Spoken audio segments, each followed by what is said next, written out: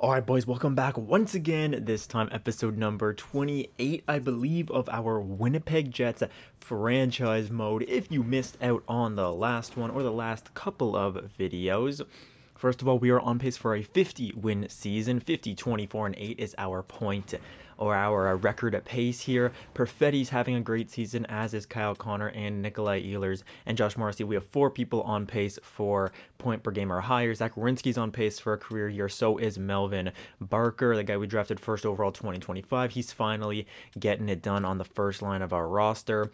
Matt Svensson in his rookie season having a great one. Gabriel Velarde, we have some comments about him. Elliot Patrick, 23 goals in his rookie season. Shane Pinto's having a good year. Brad Lambert, a little bit disappointing.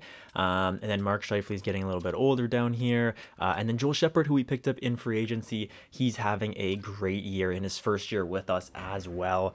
And the last one, there were many comments, so I won't be able to go through all of them incredibly in detail, but I will touch on everything that was said. So we're going to start off with Alexander, who says, "Thank you for the awesome episode. No problem." And then he gives some pro scouting suggestions. He gives us props for the Shane Pinto contract, and then says Velarde should be signed to a contract as well. Next up, he gives us some players that we have to go ahead and trade away most likely in this episode, and I think we are going to be trading many of those players. He says Brad Lambert, because he's just not really growing that much. Dylan Baker, he's a 20-year-old, 66 overall, kind of a guy with still medium elite potential, so he still has high trade value, but he's not growing as much.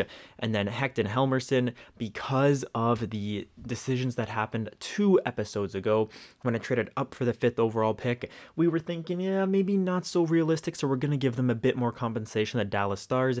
And then also when I signed Joel Shepherd to that extra extension, Buffalo would have probably tried to trade some pieces away to free up the cap space to be able to sign him. Although it does happen in the real world sometimes, like for example with what's his name? Jesper Kotkaniemi with the Carolina Hurricanes and Montreal Canadiens. You do get some instances of RFA contracts being signed, but they're not so easily done in the real world. So we're going to look at that. And speaking of, let's just go straight to Alexander's comment here where he gives his suggestions. Basically, he's saying trade away our medium elite goalies for 7th round picks to those teams, not so that it's a fair trade for us, but just so that they get the compensation that they need, and both of those teams need goalies. His second point on this one is maybe trading away some players to pick up a goaltender, which is another big theme of our team, is that we really need a goaltender in the absence of Connor Hellebuck. Not the absence, but in the absence of his elite form, we need a goalie to pick up some wins. And the one that Alex suggests is Jesper Wallstedt. His third trade suggestion is for Esa Lindell and Brad Lambert, so we're going to be looking into that. Or no, excuse me, Esa Lindell and Philip Tomasino. We have Brad Lambert on our team, which we'll be probably trading away in that trade. And yeah, so that's basically what we are looking for in this episode trade-wise. That's what Alexander suggested. Fresh is again reinsuring that the need to trade away goaltenders, and he's basically saying this team deserves a goalie that can take them to the cup, not a 3-headed monster of just sort of average goalies. And then he says, I have no problem paying goalies in my opinion, and I agree, paying goalies is not the bad part. The thing that sucks is that in the EA world, these high overall goalies sometimes simulate horribly, so you feel totally unjustified with having them on your team. But of course, we don't know what they're going to simulate like, right? So a guy like Jesper Wallstedt could simulate amazingly on our team, and so that's why we got to try to give a little bit to get him and see what he can do for us. So I went through everything pretty quickly there, but all the comments were on the screen that were pertinent. So I trust that you guys were, stop the video and read them or whatever. Basically, long story short is we're going to make some trades here. I'm not sure if we're going to do it instantly. We are on a great run right now, but I'm thinking maybe if we go on like a 2, 3, 4 game losing streak, then I pull the trigger and make some trades.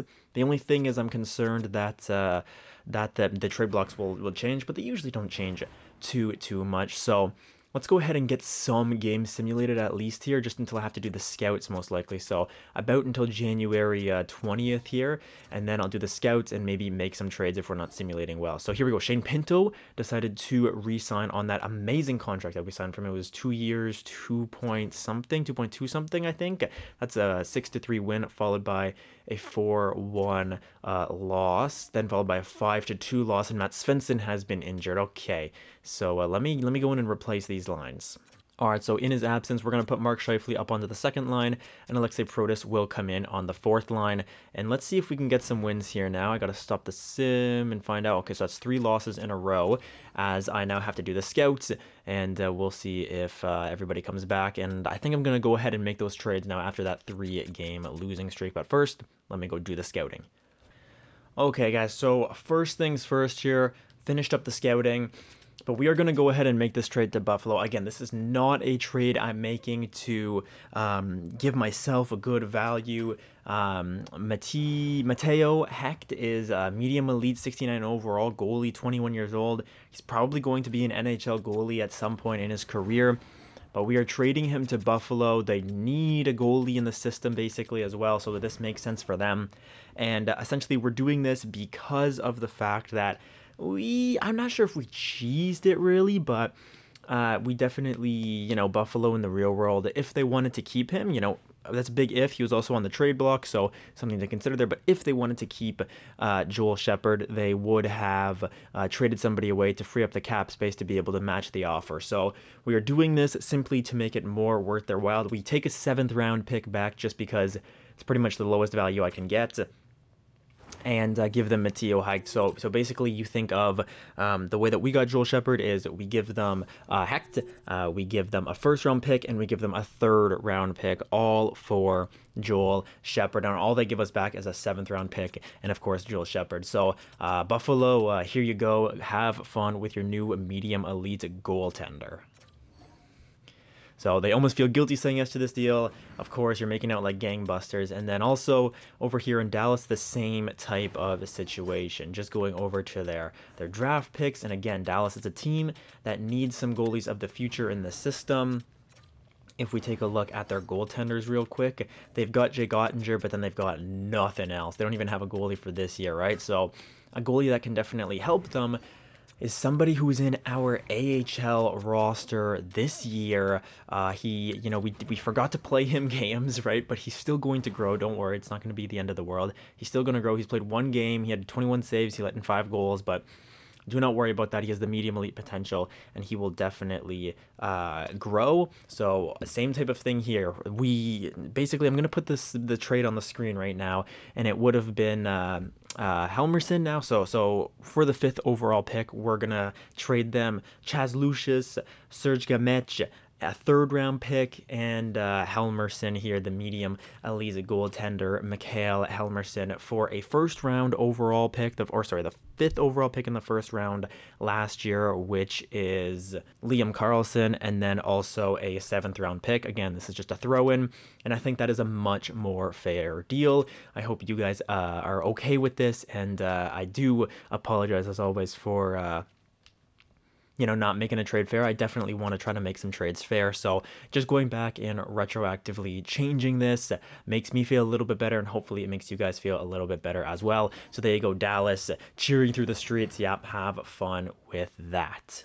Okay, boys, and the first real trade we're going to be making here is as follows. Essentially, the only player we want from this trade is Jesper Wallstedt, and we're going to give them Brad Lambert, Joel Blomqvist, who is our current kind of starter, sort of, but he has the highest value. And we're going to be trading away Mackenzie Blackwood in this episode as well. But the reason why I'm using Blomqvist is because he has a little bit better value than Blackwood for this deal. And then Jacob Bernard-Docker. And in return, we're going to be getting Jesper Wallstedt. Wallstedt is a goalie who has had his ups and downs in the league for sure since coming into the league. The first 2 years were a bit of a struggle, but then the next 2 were fantastic. 37 wins, 31 wins, and even the year after that, 39 wins. I believe he won the Vezina in this year, maybe, if that wasn't Hellebuck's year. I don't quite remember, but I think he might have. This year he's having a bit of a slower one, but also keep in mind that Minnesota is not the greatest team. And then these two guys are just in here for the contract spots. They have the lowest value on the team. So let's just hope that this can go through. I think it's fairly fair. We're giving them a third, second line type center. He has dropped to low top 9 potential, but he's a good third line center. He has 86 faceoffs, a weird defensive overall, or sorry, defensive awareness at 78. Offensive awareness is at 84, so he's okay. He can definitely skate with the best of them, but a very weird two-way forward with a bit more offensive stats, but he doesn't really get points. So Brad Lambert, we drafted him, well, the Winnipeg Jets drafted him in 2022, 30th overall. And, he kind of broke out onto the team a little bit here last year, had a fantastic season with 37 points. But again, I think it's just his time to leave and to go on and get a change of scenery to hopefully grow a little bit more with a team that can give him a little bit more ice time. Jacob Bernard-Docker was a great trade deadline pickup through 2 years ago. Yeah, about 2.5 years ago, where he was a plus 21. And then last year dropped off a little bit, plus 6. And this year now only -2. So it looks like that magic has fallen away a little bit. But still, he's a good depth player that can help them out for this season at the very least. And then they don't have to re-sign him. So let's see what they say to this. Jesper Wallstedt, are you coming? Rejected. You are quite far off in value based on what you're offering. Okay, boys, we don't have a lot of draft picks, obviously, here in the next couple of years. This year, we have a second, fourth, fifth, and seventh. And next year, we have a first, second, fourth, fifth, and 2 sevenths. So I'm going to get rid of a 4th-round pick here, see if that works. Because all the roster spots and things like that, it's looking tough to make this work. But what do you say? You're going to pick up a goalie to replace Wallstedt. You're going to pick up a defenseman, and you're going to pick up a middle 6 center and a 4th-round pick. What do you say to this? Okay, they would do this. Okay, hang on. Could I do it for a little bit less than, like a 5th overall pick next year or 5th-round pick? I always get round and overall mixed up. Do you guys do that? They would do it for a 5th as well. Okay. What about for... No, they probably wouldn't do it for a 7th. So we'll do it for a 5th. I will gladly do this. Throw a 5th in there. We get Jesper Wallstedt on the roster. And we're going to say goodbye to Brad Lambert, Jesper Blomqvist, and Jacob Bernard-Docker. We can call up Adam Lowry to the roster. That's totally okay. And thank you, Minnesota, for that deal. Okay, boys, here's the second trade. I'm not sure if this is going to go through right now, but it's going to involve a medium elite prospect moving out, and it's Dylan Baker. He's a left winger, and he's a sniper, but he only has 2-star shooting. He's also 20 years old at medium elite. Again, this guy could be something in the NHL. I'm thinking maybe like an 83, 84, 85, like in that range is my assumption. Maybe if he gets good growth here recently, but only 66 overall at medium elite. I want to capitalize on his value right now. Again, this guy could be something great, and trading him to LA is definitely scary, but to pick up somebody like Philip Tomasino, who can play the center a little bit here, but mostly he's on there to be a playmaker, to play alongside of Elliot Patrick and try to get him some more points. He can be a bit of a penalty killer with 87 defensive awareness. He has 88 offensive awareness as well. So I think Philip Tomasino is a perfect add. And then after moving Jacob Bernard-Docker, bringing in somebody like Esa Lindell, who has 89 defensive awareness. This guy can play penalty kill time. He's also a former Winnipeg Jet in 2025, 2026. We picked him up when he was I think we traded for him at the deadline. Oh, I remember this. This was very controversial. We traded away what's his name? I can't think of his name right now. Oh my gosh, I'm gonna feel so bad about this. We traded, who was it? Who's the right-handed offensive defenseman on Winnipeg? Neil Pionk, of course. We traded away Neil Pionk for Esa Lindell at the draft, when none of them really had value. And then, he joined our team. He was a -2, and then we kind of traded him away a little bit after that.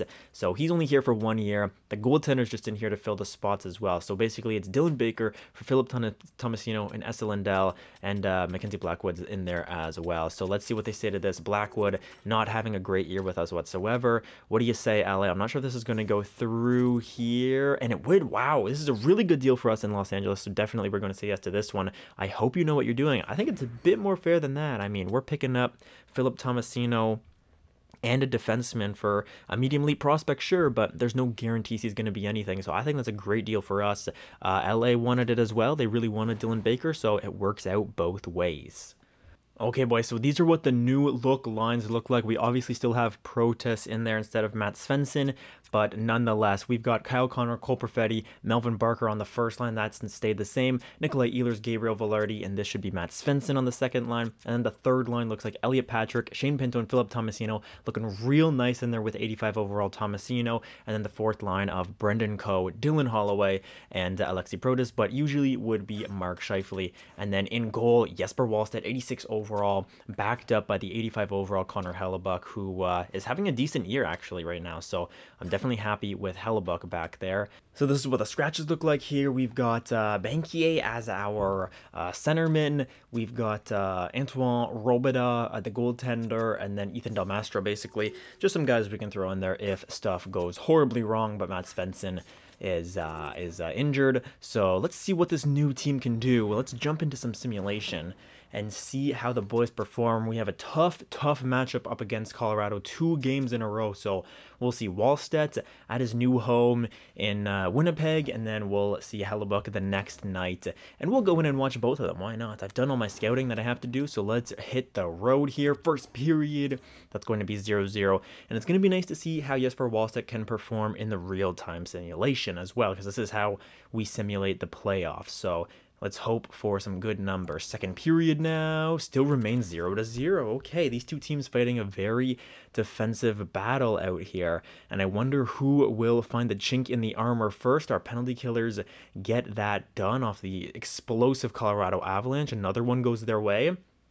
And once again, we're holding the fort, but then Mikko Rantanen finds his way through the defense. But then Elliot Patrick, the youngster, is going to put one past Logan Thompson. And this game's going to overtime. It's 1-1 overtime. And Shane Pinto scores on Logan Thompson to give us a much-needed 2 points right there. Stop the losing streak that we were on. And look at that. In his Winnipeg Jet debut, Jesper Wallstedt makes 36 saves with a 0.96 goals against average and a 972 save percentage.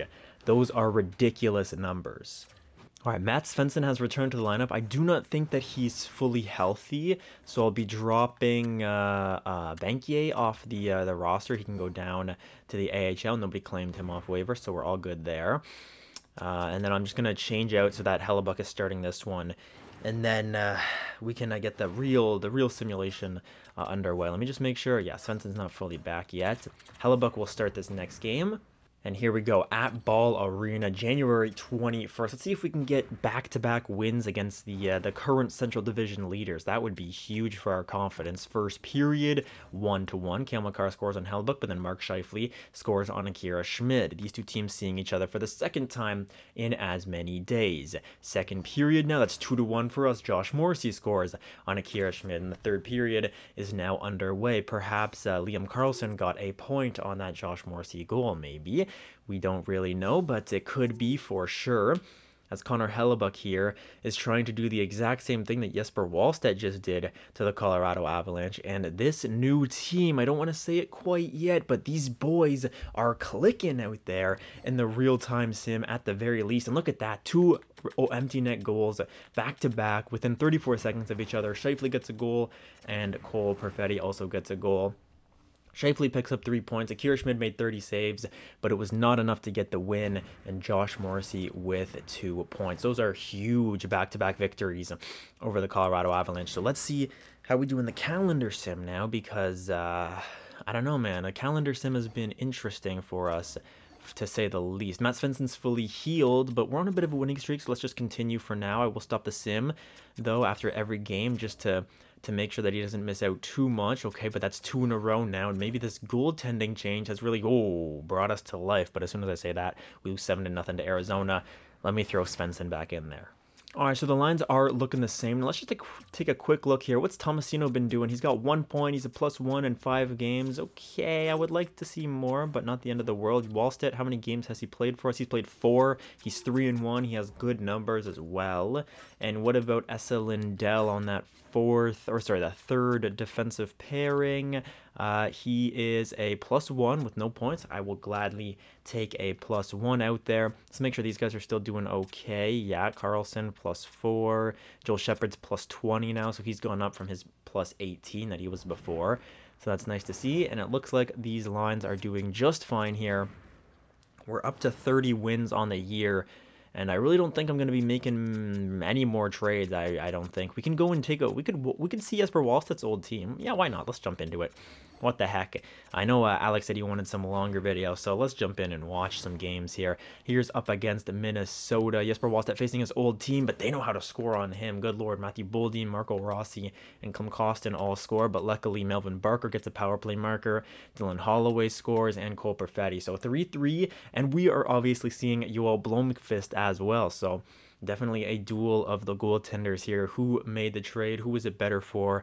And let's find out in this one. Second period, and that's 6-4 for the Jets as we score 6 on our former goaltender. Joel Eriksson Ek gets one on Jesper Wallstedt, but Melvin Barker gets his second of the night. Josh Morrissey scores a goal, and so does Joel Shepard. Third period has started now. I'm not liking that we allowed 4 goals on 19 shots, but the offense is there, so I'm not going to complain about scoring 6 goals either. Here's 7 as Dylan Holloway gets his second of the night now. Dylan Holloway must know all the secrets on Joel Blomqvist because he's not really much of a scorer, but he's had an electric game here. And the score will finish 7-4 as we outshot them 45-24. 3 stars of the night. Who is it? Cole Perfetti with 4 points. Dylan Holloway with 2 goals. Joel Eriksson Ek with 2 points. We were looking at Joel Eriksson Ek at one point in this series. I do remember some comments about it, but it just never really came to fruition. Anybody else we can go and see? If we see, who did I make a trade with as well? Nashville? No, the LA Kings. If we see the LA Kings anywhere, we can go and find a game against them. Let's go see Anaheim. I feel like this is a team that we don't often stop and see. There's another win followed by a 6-5 overtime loss, but at least we get a point up against the Avs. 6-2 win against Carolina. Esa Lindell has been injured. We just replace him. Ethan Del Mastro will come in. That's fine. He can play the right side as well, so not too worried about it. Anaheim, should we go and see Anaheim? But we just had an injury. Yeah, whatever, it's fine. We'll just do a quick one here. I won't worry too much about all the commentary, just show you guys some gameplay. Well, not some gameplay, but just some simulation. Ethan Del Mastro just got in there for Esa Lindell. He scores a goal, but Leo Carlson, ties it up on his fellow countryman, I believe. Second period now, that's 2-1 for the Anaheim Ducks, and the third period is underway. Can we get a comeback here, boys? Can we find it in ourselves to bear down and get one past their goaltender? No, Troy Terry is going to score on Jesper Wallstedt, but on 38 shots, this is not Wallstedt's fault whatsoever. With 5 minutes remaining, is that going to do it? It looks like it. Yeah, that's it. Olen Zellweger is going to get the empty netter. Not a great game there, but nonetheless, it's not the end of the world to lose 1 game to the Anaheim Ducks. That's all good, as long as we don't lose the series, right? So that's 2 losses in a row now. But let's go down to... Let's go just about week-by-week basis, I think, just to check. Let's try to get back on the winning horse here instantly. Eric Dowd's fully healed. That was just a small injury. There's back on the winning horse. Exactly, boys. I'm talking about 2 in a row, 4 points in our last 4 games, and we still have that top spot in our division for now. But remember, the Avs do have 4 games in hand, but it's really just us and the Avs at the top there. Everybody else is about like 17 points away, so we're looking good for the playoffs at the very least. Let's simulate the next 3 games here. Esa Lindell is fully healed. Let's get him back into the lineup. Ethan Del Mastro, what did you do? You had a goal and you were a +1. Not bad at all. You can definitely be trusted back there. How has Esa Lindell been playing for us? He's a +5. Okay, +5 in 10 games. Yeah, that's what I like to see out of Esa Lindell, playing alongside of Mats Dahl, who's very responsible defensively. Svensson, how have you been doing? You have 42 points in 56 games. Yeah, that's great production from you. Philip Tomasino, you are a -1. Only 3 points in 16 games for Philip Tomasino. Wow. That's incredibly disappointing. Elliot Patrick, I feel like he's kind of slowed down as well. Maybe he's turned into a bit more of a playmaker with Thomas. That makes no sense. Tomasino just is a pure playmaker. He should just be dishing that off to Patrick all the time, but that's so strange. All right. But either way, here the second line looks to be doing decently. Nikolai Ehlers with 55, Gabriel Velarde with 42, Matt Svensson with 42 as well. Yeah, but in less games played, so that's nice. And the first line's killing it, +20, +24, +23. Kyle Connor with 34 goals, Perfetti with 20, and Melvin Barker almost with 30 of his own. So Loving those forward lines. Philip Tomasino, a bit scary to me. And look at this. These are great numbers from Jesper Wallstedt. 914 save percentage, 2.81 goals against average. You boys were right. Let's get a goalie, and let's see if we can't go on a little bit of a run here. Now back to the simulation. It was a 3-0 win against the Florida Panthers. Now up against Tampa as we travel in Florida. That's a 2-1 win, so we sweep the Florida series. Then we beat out the Avs as well. And it's almost trade deadline time. Let's go watch the Nashville Predators game. We definitely have some history with Nashville after trading for Roman Josi. 3 years ago, I think it was 3 years ago. Elliot Patrick scores on the power play for us. Daniel Sprong scores for them on Connor Hellebuck, who's taken the start tonight. Second period, 4-3. Yikes, Mats Dahl scores shorthanded. That's an incredibly rare goal. Melvin Barker scores on the power play, and then 3 goals consecutively go in for the Nashville Predators. Can we come back in this one? We have 3 goals on 15 shots. We're looking like the Vancouver Canucks in Game 7 out there, where we have barely any shots, and somehow we're in this game, it feels like.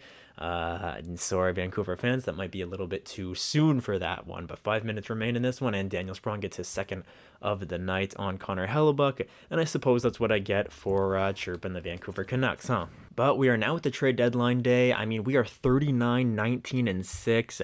We have the top spot in our division by, 2 points. The Avs do have games in hand on us, but honestly, I'm not too worried about that. We are a fantastic team. We're not gonna go into the trade deadline. We've made our trades.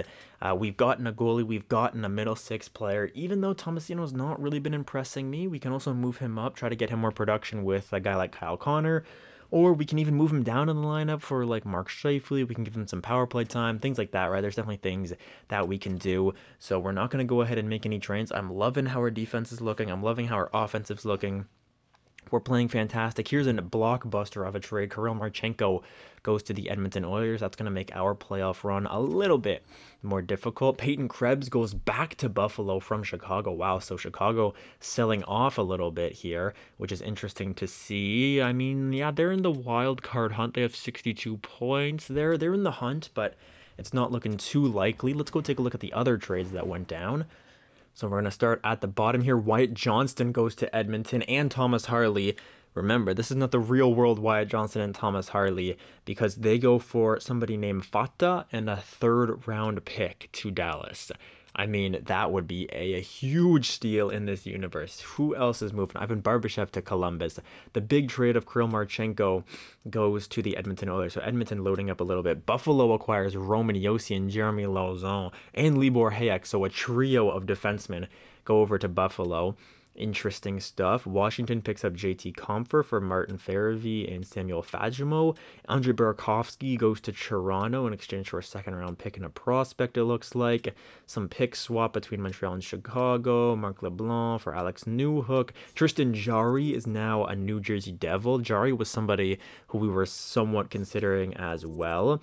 Peyton Krebs to Buffalo again. We saw that. Other than that, some picks, some prospects. Luke Evangelista goes to the New York Islanders for a 2/3.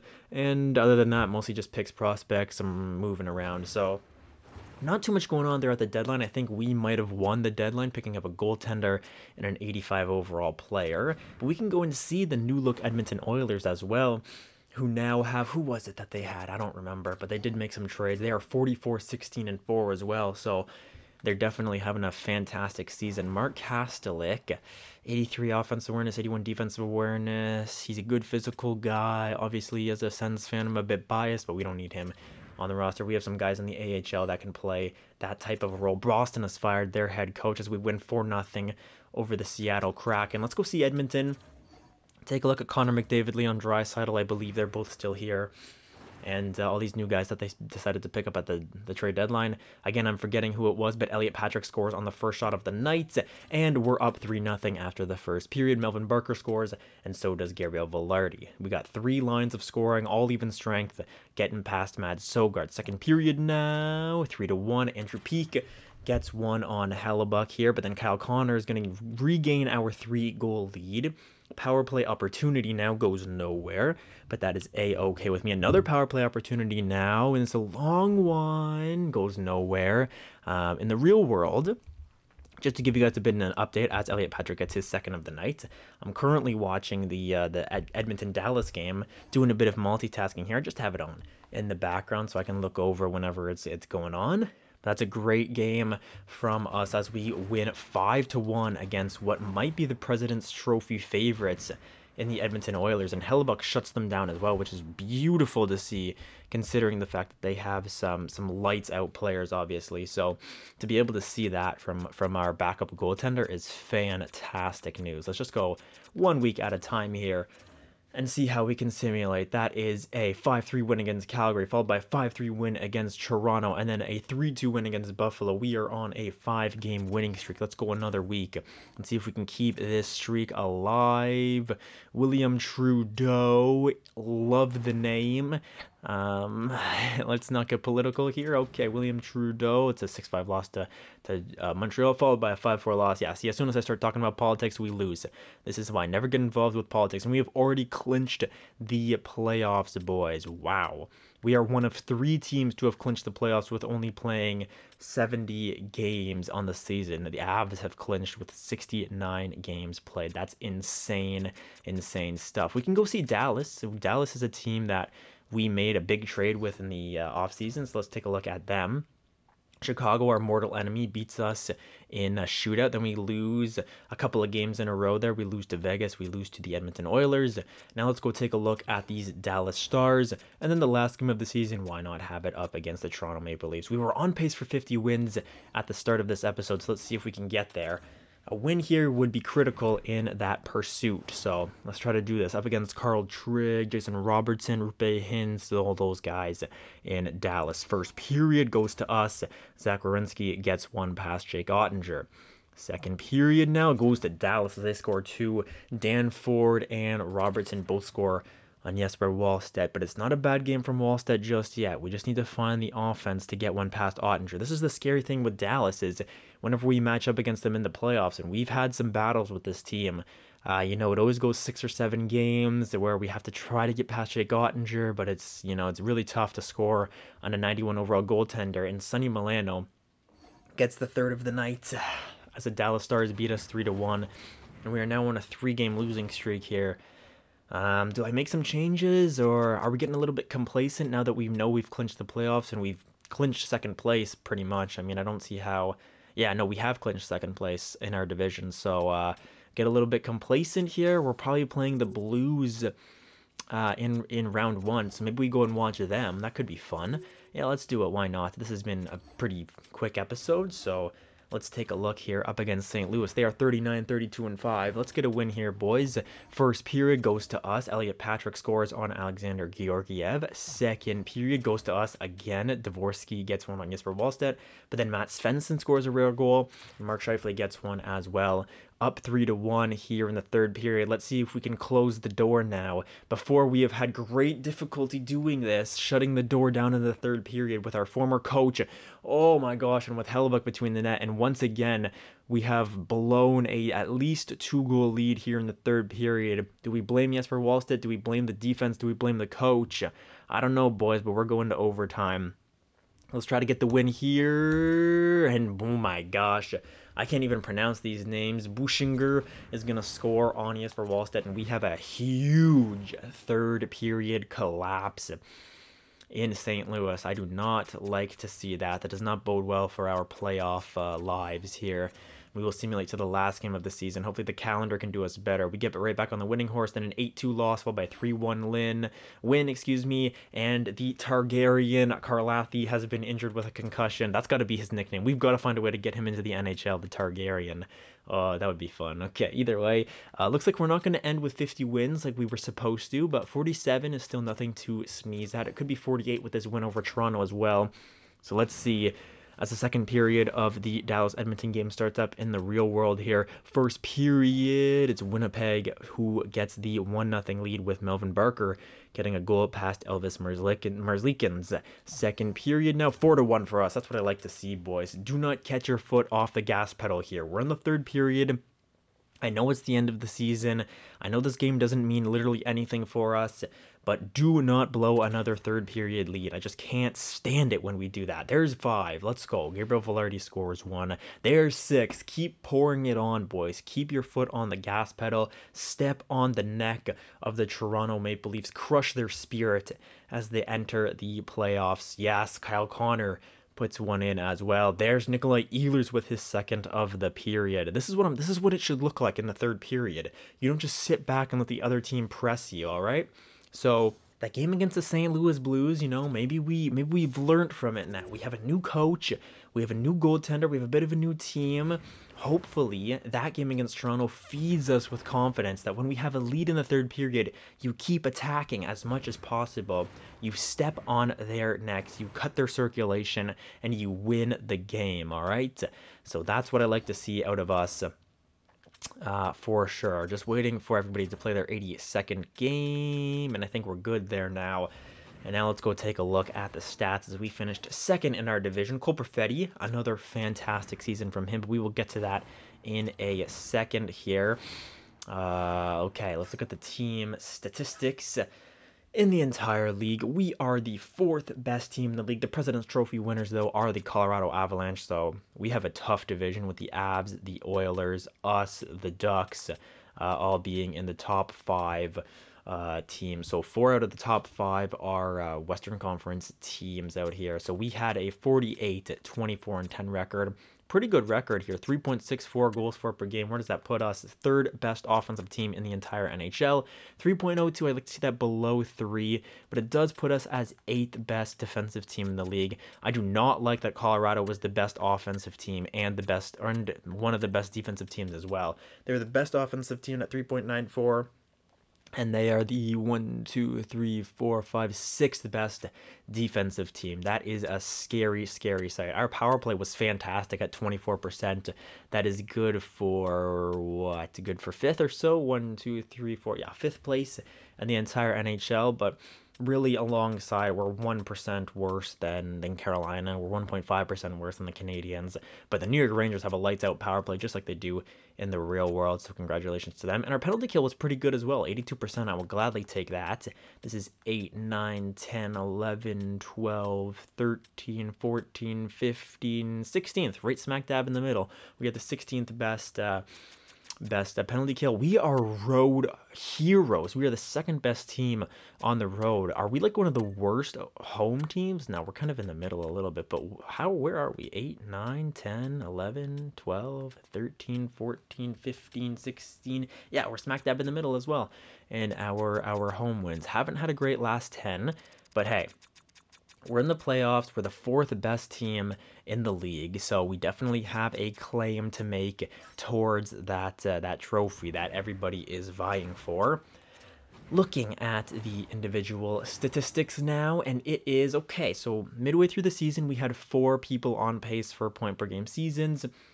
We only end up with having 2, but I'm not too mad about it. I would love to see Morrissey have a point per game season, but again, remember, he's playing second line time, he's not playing first line time, and Zach Werenski also had a career year, so I do like to see Cole Perfetti having 95 points, though. That is a huge season from him, and I believe it's his best ever, right? Yeah, not even close. 14 above his last season, which was 81. A huge season from Cole Perfetti. Almost one of our first 100-point seasons that we've had in this franchise, but alas, that 100 points still eludes us. Kyle Connor with 45 goals and 91 points. He had the most on the team. 45 was the most on the team. So you love to see that. Also, these guys are a huge plus 31, plus 26 out of our first line, so that's great. Nikolai Ehlers now 76 points. Even though he's 84 overall, he's putting up 76 points on the second line. That's beautiful. 30 goals, 46 assists, plus 21 as well, so the second line was getting it done.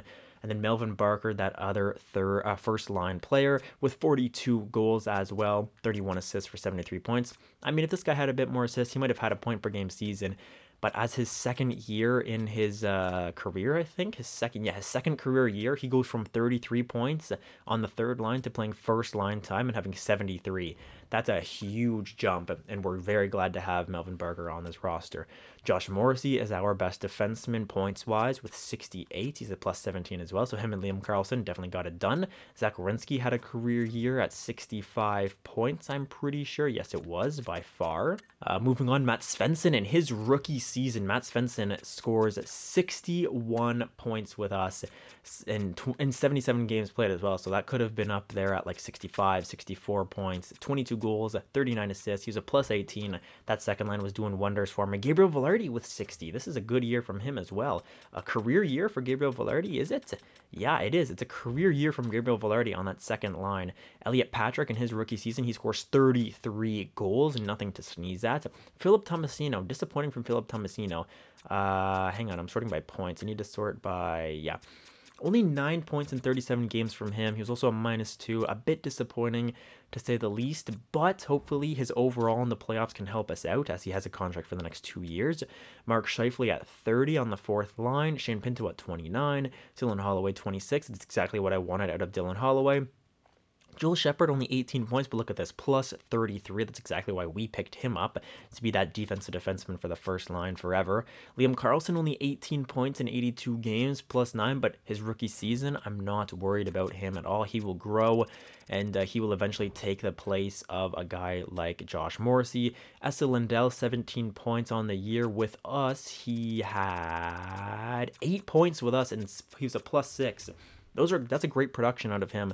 Only 1 less point in 14 less games played than he had with the LA Kings. So love to see that out of S. Lindell. Matt Dahl, good little season there. Brendan Coe, 11 points in 82 games. That's fine. And Alexei Protas, 2 points in 5 games. Ethan Damastro, 1 point in 6 games. That's all fine.